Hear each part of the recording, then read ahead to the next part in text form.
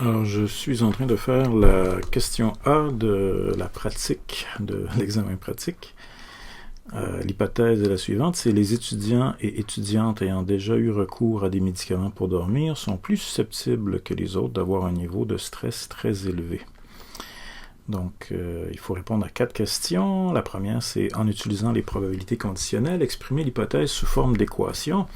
Donc, je vais faire ça ici. Pour arriver à faire ça, il faut d'abord assigner donc, des abréviations aux différents éléments, à nos variables puis à nos catégories. Donc, ici, les étudiants et étudiantes ayant déjà eu recours à des médicaments pour dormir, donc c'est une variable qu'on pourrait appeler dormir, puis on va lui donner 2 catégories, donc avec médicaments, on va appeler ça avec peut-être un M plutôt, puis dormir, ça va être un D, et l'autre, ça va être sans médicaments, parce que c'est des gens qui n'ont jamais consommé de médicaments pour dormir. Alors ça, c'est ma première variable. Puis l'autre, c'est le niveau de stress. On peut l'appeler niveau de stress pour pouvoir utiliser le N. Et ici, G. Donc là, si je regarde mes données, j'ai beaucoup de niveaux de stress. Pas vrai, mais moi, je m'intéresse seulement d'après mon hypothèse ici au niveau de stress très élevé. Donc ça, c'est le Very High Stress Level. Okay, donc ça, c'est le seul, en fait, qui m'intéresse. Donc tous les autres, on va les mettre dans une seule. On va ici écrire niveau de stress. On va appeler ça très élevé. Ça va être T. Et on va regrouper le reste, on va appeler ça autre. Puis on va regrouper ça, donc tous les autres niveaux, autrement dit, on les met dans une même catégorie parce que ça n'a pas d'importance pour moi, là, toutes ces autres catégories-là pour le moment. La seule qui est pertinente pour moi, c'est le niveau très élevé, Very High Stress Level. Donc là, si j'essaie de formuler ça ici en termes de probabilité conditionnelle en utilisant les abréviations que je viens de noter, je vais avoir, donc on sait que ce qui est avant l'expression plus susceptible ou moins susceptible, donc ce qui vient avant ça, ici les étudiants et étudiantes ayant déjà eu recours à des médicaments pour dormir, ça ici, c'est la catégorie indépendante. Okay, donc on sait que dans l'expression d'une probabilité conditionnelle, la catégorie indépendante vient toujours après la barre verticale. Puis là, moi ici, c'est ceux qui ont eu recours à des médicaments. Donc, j'ai une barre verticale, puis après ça, j'ai un M. OK? Puis, donc ça ici, sont plus susceptibles, donc ça va être un signe plus grand. Donc, la probabilité est plus grande. Ici, les étudiants ayant déjà eu recours à des médicaments pour dormir sont plus susceptibles que les autres d'avoir un niveau de stress très élevé. Donc ça, c'est ici le stress très élevé. Et ici, c'est encore le stress très élevé, mais c'est les gens qui sont sans médicaments. Donc, les gens qui n'ont jamais pris de médicaments pour dormir. On va vérifier ça pour voir si c'est bien correct. Les étudiants et étudiantes ayant déjà eu recours à des médicaments pour dormir. Donc, c'est une variable indépendante dormir. Et ici, c'est ceux qui ont recours à des médicaments. Donc, la probabilité d'avoir un niveau de stress très élevé, sachant que j'ai déjà eu recours dans le passé à des médicaments pour dormir, est plus élevée que la probabilité d'avoir un niveau de stress très élevé, sachant que j'ai jamais consommé de médicaments pour dormir. Donc ça fonctionne, c'est bien ça qu'on veut. La prochaine étape, donc, c'est de voir si l'hypothèse se vérifie dans l'échantillon. Alors, on va, pour ça, il faut calculer donc les valeurs numériques auxquelles correspondent ces probabilités-là. Puis pour trouver ça, ici, on va aller se rendre dans notre document Excel, puis on va se créer un document, c'est-à-dire un petit tableau de contingence, donc qui va contenir les valeurs qu'on appelle observées. Donc je vais mettre ça ici, c'est déjà en gras, donc c'est beau. Je vais aller peut-être enlever mon gras, donc à partir de maintenant. Puis là, ici, bon, ben, j'ai mes variables. Donc, la première étape avant de commencer, ce serait de s'assurer que tout est en ordre. Okay? Donc là, ici, quand on fait un test de ce genre-là, donc un test d'indépendance, c'est très important d'avoir toutes des lignes complètes. Donc là, je dois m'assurer qu'il n'y a pas de ligne qui est partiellement complétée nulle part. Donc là, ça semble être bon. Donc tout est parfait ici. Puis ben là, il faut s'assurer évidemment aussi que, mais là, c'est pas un problème ça parce que c'est vraiment un sondage qui a été fait. Mais il faut s'assurer que les éléments sont toujours écrits de la même façon. Mais ça ici, c'est sûr que ça marche. Donc là ici, je vais me faire ma petite, on va descendre ici pour que ce soit plus beau. Donc ici, ça va être mes deux catégories indépendantes. Donc médicaments qui correspond à M. Puis ici, ça va être sans médicaments, qui correspond à S. Ici, on va avoir, qu'est-ce que j'ai ici? J'ai un niveau très élevé de stress qui correspond à T. Puis ici, j'ai autre qui correspond à A. Donc là, ici, le but, ici pour moi, c'est de compiler donc les gens ici, les lignes pour lesquelles les gens ont dit qu'ils avaient pris le médicament, donc les lignes où ça dit yes, et les lignes où ça dit very high stress level. Donc pour faire ça, je vais utiliser la fonction qui s'appelle en anglais COUNTIFs. Donc je fais d'abord un signe d'égalité pour dire à Excel que je veux introduire une fonction, puis ensuite j'écris les premières lettres de ma fonction. Moi je travaille en anglais, donc c'est COUNTIFs avec un S. En français, cette fonction-là s'appelle nb.si.ens. Donc là, ici, on me dit d'aller spécifier un critère. Donc avant de faire ça, en fait, je vais aller baptiser. Je ne suis pas absolument obligé de faire ça, mais j'aime bien faire ça parce que ça simplifie, à mon avis, les opérations. Ça, ici, on a des noms de variables en haut qu'on pourrait utiliser. On va l'appeler stress level. Puis ici, on va faire... Donc là, ici, ce que je fais, c'est que je clique dans la première case qui contient des données. Non pas le nom de la variable, mais je sélectionne vraiment la première case qui a des données. Ensuite, je descends, puis là, j'appuie sur majuscule ici, puis je clique dans la dernière case, ça sélectionne toute la colonne. Puis ça ici, je vais appeler ça, donc ça s'appelle pas stress level, mais sleep medicine. Et voilà. Donc là, ici, je peux revenir à mon COUNTIFs que j'avais commencé. Donc, je tape un égal, je fais COUNTIFs. Puis ensuite, je vais aller dire, ben ici, je cherche dans stress level. Puis là, voyez-vous, quand je commence à taper stress level, il apparaît dans les choses que je peux sélectionner.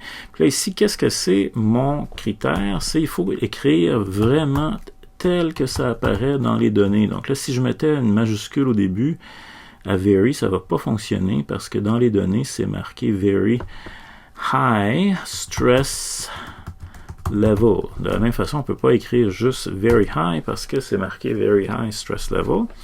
Puis dans la deuxième plage maintenant, c'est sleep medicine qui apparaît ici. Donc je clique dessus, ça se sélectionne automatiquement. Puis ici, je cherche les gens qui ont dit oui. Donc c'est yes. Je ferme une parenthèse et je trouve qu'il y a 20 personnes dans mon échantillon qui ont un niveau de stress très élevé et qui ont déjà consommé des médicaments pour dormir. Donc je vais faire ici la même chose, mais je vais copier la ligne que j'ai déjà. Donc pour sortir de là, sans tout défaire, je vais cliquer ici, soit sur la petite croix rouge, soit sur le crochet, puis ensuite je vais venir simplement porter ça ici. Donc là, j'ai collé ce que j'avais copié tout à l'heure. Là, ici, je cherche encore le very high stress level, mais ici, maintenant, je cherche les gens qui ont dit non. Alors là, ici, j'en ai 20 aussi. On va juste vérifier que ici, c'est non very high stress level. Ici, c'est yes very high. Donc, il n'y a pas de problème.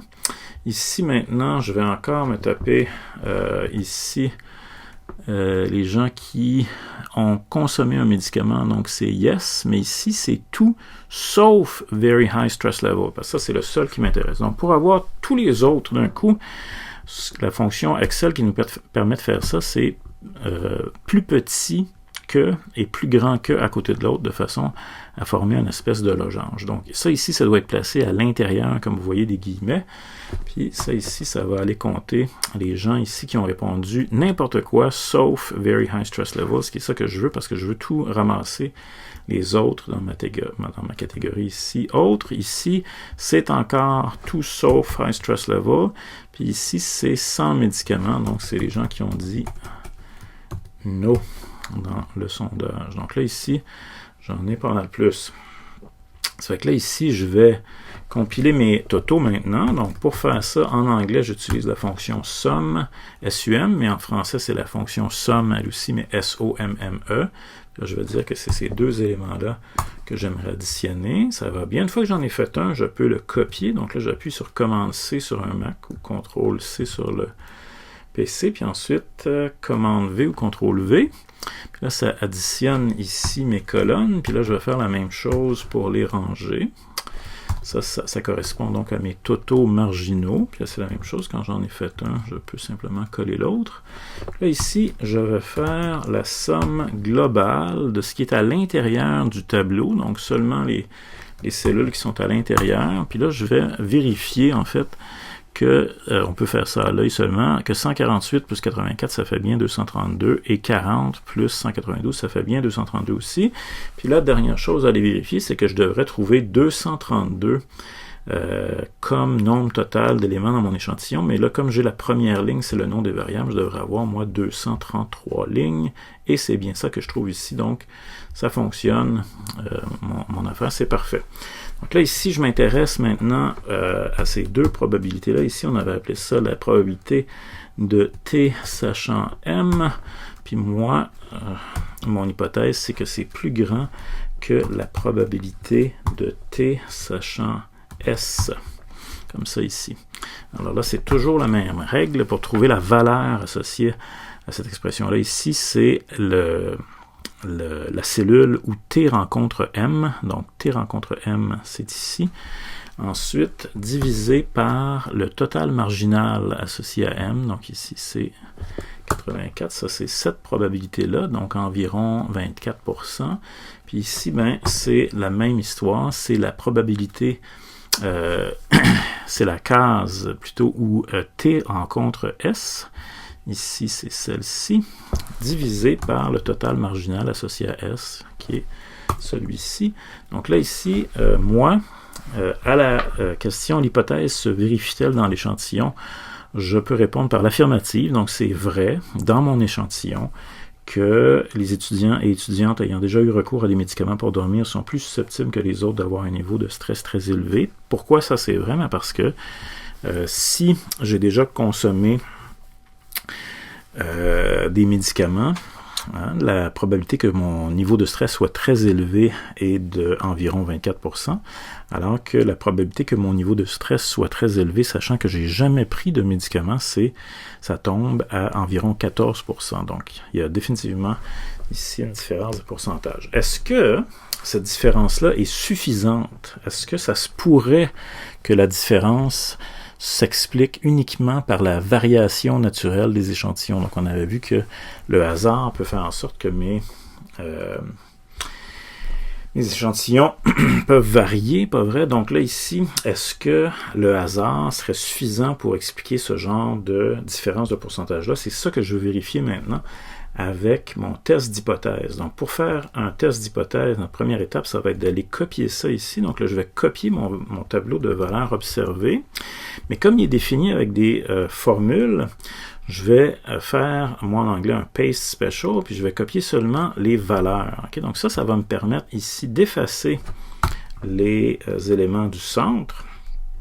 Puis je vais remplacer ça ici par le titre attendu, parce que ça maintenant, ça va être mes valeurs attendues. Je vais mettre ça aussi en gras. Puis là, il faut se rappeler que c'est toujours, encore ici, la même recette, donc je vais faire un signe de égal. C'est toujours le total marginal de colonne multiplié par le total marginal de rangée divisé par le grand total. Puis là, ici, on n'arrondit jamais ces expressions-là. Donc là, ici, c'est toujours un petit peu différent, évidemment, parce que les totaux marginaux changent, mais c'est toujours la même formule. Donc là, ici, égale total marginal de colonne multiplié par le total marginal de rangée divisé par le grand total. Toujours la même formule. Et ça me donne ça ici. Donc ça, c'est les chiffres auxquels je devrais m'attendre s'il n'y avait aucune relation entre les variables qui m'intéressent en ce moment. Donc là, vous voyez que c'est pas si éloigné que ça, ces chiffres-là. Donc là, peut-être que ça sera pas très bon, mon truc. Donc là, ma prochaine question, c'est quelle est la valeur P associée aux données recueillies? Donc là, ici, première question que je dois me poser, est-ce que je peux calculer la valeur P avec un qui carré? Ici, la condition pour ça, c'est que toutes les valeurs attendues soient d'au moins 5. Donc, si j'avais une valeur attendue qui est inférieure à 5, on ne peut pas continuer avec le test du qui carré, puis il faut faire un test exact de Fisher à la place, mais ici, je n'ai pas de problème. Donc là, ici, je vais écrire valeur P dans cette case-là, puis ici, je vais faire égal. Là, je vais taper les premières lettres de, ça c'est la même chose en français, chi-square test. Puis là, on me demande le actual range. Donc, le actual range, c'est toujours les valeurs observées, mais seulement l'intérieur du tableau. Donc là, moi, ici, j'ai ces 4 éléments-là. Puis ensuite, là, moi, je tape une virgule parce que je suis en français, mais ce serait différent. Ce serait un point-virgule. Qu'est-ce que je dis là? Je tape une virgule parce que je suis en anglais, mais ce serait différent si vous êtes en français. Ce serait un point-virgule. Puis ensuite, je dois spécifier c'est quoi le expected range. Puis ça, c'est toujours les valeurs intérieures ici dans mon tableau de valeurs attendues.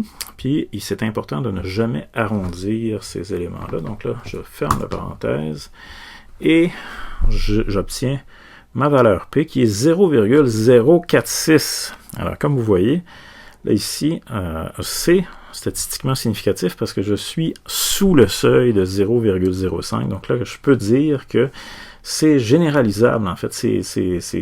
On a des très bonnes raisons de penser que c'est vrai dans la population, donc dans l'ensemble des étudiants au collégial Sainte-Anne, que les personnes qui ont déjà eu recours à des médicaments pour dormir sont plus susceptibles que les autres d'avoir un niveau de stress très élevé. Donc là, ici, est-ce que, à la dernière question, donc là, quelle est la valeur P associée aux données recueillies? Je l'ai trouvée, c'est celle-ci. L'hypothèse peut-elle être généralisée à l'ensemble de la population, c'est-à-dire l'ensemble de la population étudiante du collégial Sainte-Anne? La réponse, c'est oui. Pourquoi? Parce que la valeur que j'ai trouvée est inférieure à 0,05, qu'on appelle notre seuil alpha.